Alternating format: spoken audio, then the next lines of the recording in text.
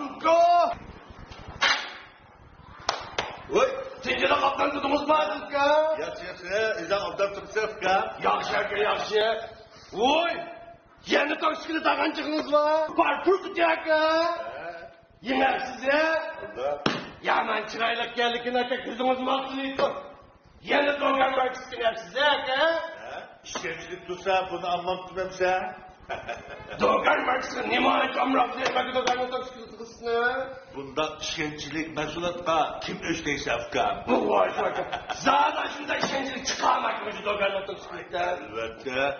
Doğarının mundaqlıqını kim bilmedi deyse. Әкелің aka қылыңызды. Сіздің ғозада күзіңіз малтынүйді aka. Түккеді bir bazarı çıkıdығы aşın battı. Yaman canlı asқытсыз жұма aka. Ya çaypa içmeyim aka. Uzanırsam buldu aka. Ele kırıp durma ha.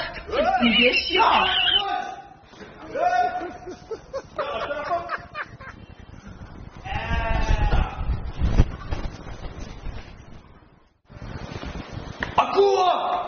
Akuoy! Tomat aka! Öldürükler dedi. Atamazsın oklaydı. Gidip şükür çıkardı. Seferine gidip geldim. Yoklat gideyim ya aka. Bilmem nemi kirginanı. Bir ay bunda sen kit toksikini soru attılar. Ya şu aka hamdi bu toksikildiniz. Fika gitti. Bir de semirkesi mananmaymada kalanılap.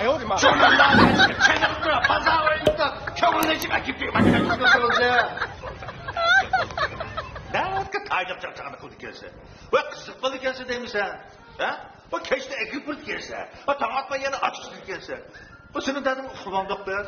Ha? Yüzüm bunu çımıldı maydan balı gelse fıkamsa. Vay çımıldı da akşam aka. İşte dam kalksam ya açıp edemez işte. Sokakta tomat yüzüm çim kollarım çim. Yaman gel sokandınız ya.